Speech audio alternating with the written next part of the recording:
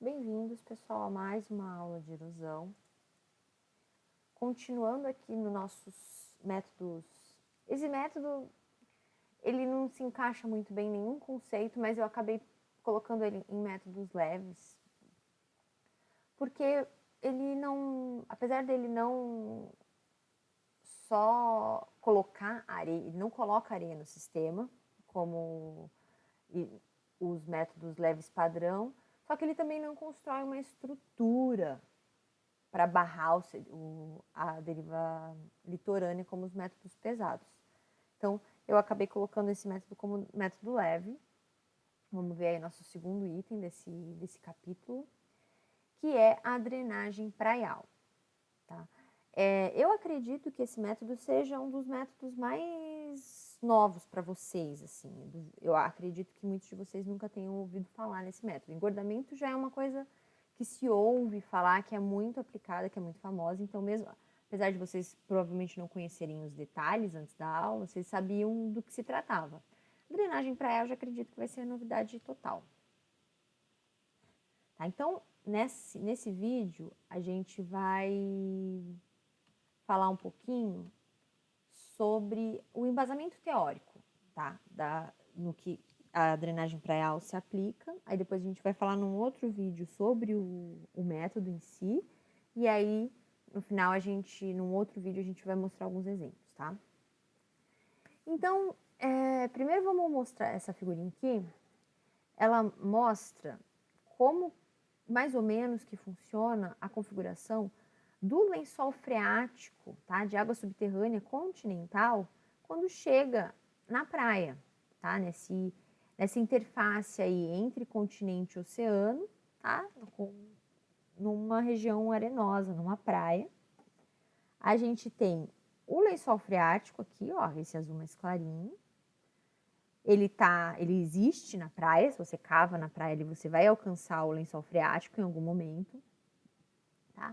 E existe uma troca, porque essa interface aqui, ela permite que a água doce do lençol freático vá para o mar e a água salgada do oceano também entre, né, nesse substrato aqui. Então, a gente tem, inclusive, uma intrusão salina, muito semelhante ao que a gente pode ter em estuários também, tá? Então, em muitos lugares, o lençol freático chega a ficar salgado, porque tem uma intrusão de água salgada e tem também uma vazão de água doce em direção ao oceano. Tem até vocês devem ter conhecido o professor Felipe Mincheski. Ele tem uma linha de pesquisa bastante forte com essa questão dessas trocas aí pelo lençol freático, por essa água subterrânea, em barreiras arenosas, a questão dos nutrientes, né? Ele trabalha com oceanografia química. Então, existe essa troca. E o importante para nós é que existe este lençol freático aqui na beira da praia, tá? E a gente vai lembrar também que o nível da água na beira da praia, a gente está falando aqui de face de praia, tá? Ele varia bastante com o SWOSH com backwash, ele varia em várias escalas, né? Vocês viram isso lá em morfodinâmica, a gente falou um pouquinho disso aqui quando a gente falou de monitoramento de linha de costa. Mas numa frequência bem alta, a gente tem pelo menos o SWOSH, né? O uprush, na verdade, e o backwash. O uprush é aquele movimento o SWOSH é todo o processo, né? Aqui podia estar melhor explicado. Mas a gente tem um movimento em direção à costa do espraiamento da onda, que é o uprush, e o movimento de volta em direção ao mar, que é o backwash. A gente tem um transporte de sedimentos muito importante nesse movimento, tá? Que isso também faz parte do processo. Que quando a gente tem que o uprush, ele tende a carregar muito sedimento, a gente tem muita turbulência na quebra da onda e tal, então muito sedimento ele é carregado pelo uprush. E aí, dependendo do tamanho do sedimento, normalmente, né, pelo menos a princípio, a gente tem o backwash, ele tem força o suficiente ou não para carregar esse sedimento de volta ao oceano, tá? Então, Então, se o sedimento for grande demais para essa energia que tem no backwash, o sedimento vai ficar depositado e a gente vai ter aquela sequência acressiva morfodinâmica, né? Que o sedimento ele vai se depositando na praia, a praia vai ficando cada vez mais agressiva, cada vez mais mudando o seu estágio para estágios mais refletivos. Tá? E caso tenha bastante energia nesse backwash, esse sedimento não vai ser depositado, ele vai ser transportado de volta ao mar e a gente vai ter essa praia em estágios mais dissipativos, em situações mais erosivas. Tá? Então, a gente tem o uprush e o backwash sendo muito importantes na questão do transporte de sedimentos. A outra coisa que é importante a gente conhecer é a questão da porosidade, tá? Porosidade e permeabilidade. A porosidade, ela é a quantidade de espaços vazios que tem numa rocha ou no sedimento, a gente está falando de praia, que tem na praia, com relação ao volume total, tá? Então, quanto de espaço entre aqueles grãos de areia que existem com relação ao volume total. É um percentual. Eu fizer uma caixinha com aquela areia da praia ali, quanto é sedimento e quanto é poros, quanto é espaços entre o sedimento, tá? Qual que é o volume de poros? Isso é a porosidade. Tá? E diferente de porosidade, a gente tem a permeabilidade. O que é a permeabilidade? É a capacidade de algum fluido passar por esses poros, tá? Existem os poros, mas muitas vezes esses poros, eles não estão conectados numa rocha, ou eles estão preenchidos com alguma coisa, e aí a permeabilidade daquele substrato, daquela rocha, não vai ser grande. Ou aí se a gente tem uma outra situação, que os poros eles são conectados, que o fluido ele tem uma viscosidade, ele é pouco viscoso, se os poros eles estão conectados, se eles são grandes o suficiente, se eles não estão preenchidos, aí a gente vai ter uma permeabilidade, tá? Maior. Então, a permeabilidade é a capacidade de um fluido passar pelos poros, tá? Vocês viram que eu tô falando de coisinhas picadinhas, né? Mas são coisas que vão se conectar daqui a pouco. Então, a permeabilidade de uma praia, o que faz com que ela varie, tá? A gente tem a praia, que a gente está considerando aqui um substrato composto por sedimento, né? Areia, principalmente. E ela tem uma permeabilidade, porque é um substrato poroso, né? Porque existem poros entre os grãos de areia. Então, o que faz com que a permeabilidade de uma praia varie? Primeira coisa é a declividade, tá? Que está muito relacionado com o tamanho do grão. Então, quanto maior o tamanho de grão, maior vai ser a porosidade e, consequentemente, a permeabilidade de uma praia, tá? E, além das características da praia em si, do tamanho de grão e da declividade, a gente tem a questão do nível do lençol freático. Por quê? Porque se o nível do lençol freático estiver muito perto da superfície, significa que aqueles poros eles podem já estar preenchidos com fluido, com água. Então, a permeabilidade vai diminuir. Agora, se o nível do lençol freático estiver mais lá embaixo, se a praia, a superfície da areia estiver seca, se os poros estiverem com ar ao invés de água, a permeabilidade dessa praia, ela aumenta.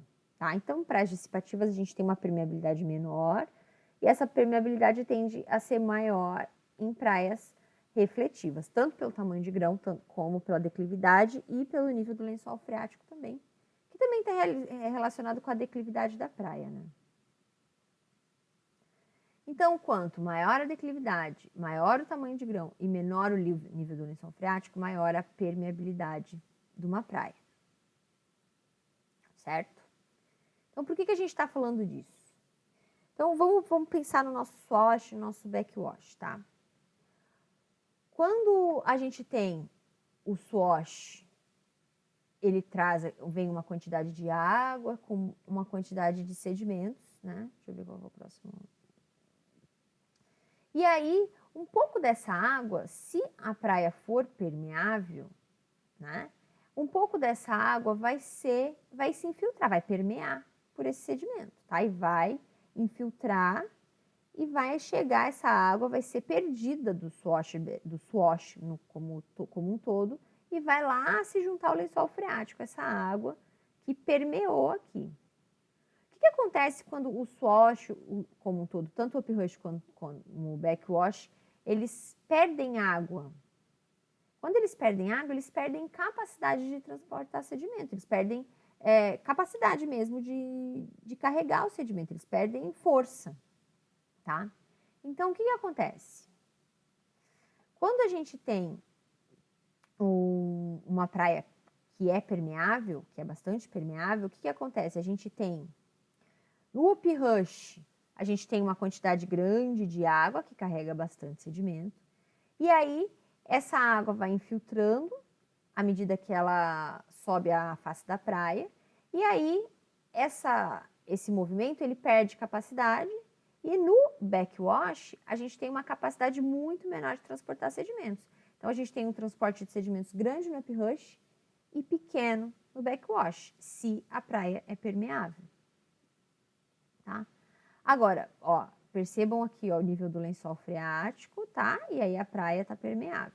Agora, se o nível do lençol freático está muito alto e essa face da praia aqui está toda encharcada, né, por essa água do lençol freático, o que acontece? Quando a gente tem o uprush com bastante capacidade hidráulica, carregando um monte de sedimento, e nada acontece. Pode, às vezes, até esse backwash ganhar água do lençol freático e aumentar ainda mais a sua capacidade hidráulica e a capacidade de transportar sedimentos.